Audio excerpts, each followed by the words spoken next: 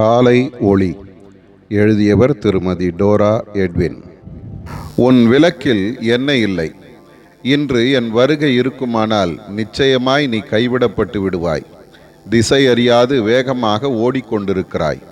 உன் வாழ்க்கையின் நோக்கம் தவறானது. எனக்கு பயப்படும் பயம் எங்கே? ஆவியானவரின் அமைதி குரல் எங்கே?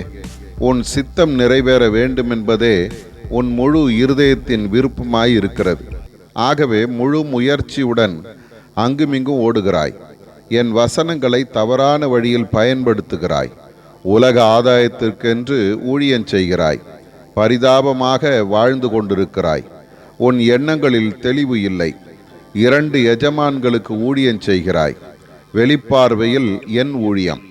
உள்ளே தன்னலம், ஆத்தும பாரம் கொஞ்சமும் இல்லை. அன்பு இல்லை. எங்களுக்கு என்ன கிடைக்கும் என்ற பேதுருவை போல் உன் மனது கடினப்பட்டு கிடக்கிறதை நீ அறியவில்லை. மனந்திரும்பு. என் பாதபடியில் அமர்ந்து என் வசனங்களை தியானி.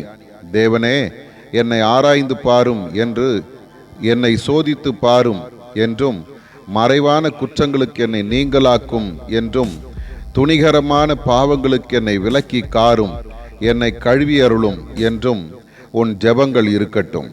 உன் உள்ளத்தின் ஆழத்திலிருந்து அவை புறப்படட்டும். ஆதார வசனம்: எதை செய்தாலும் அதை மனுஷனுக்கென்று செய்யாமல் கர்த்தருக்கென்றே மனப்பூர்வமாய் செய்யுங்கள்.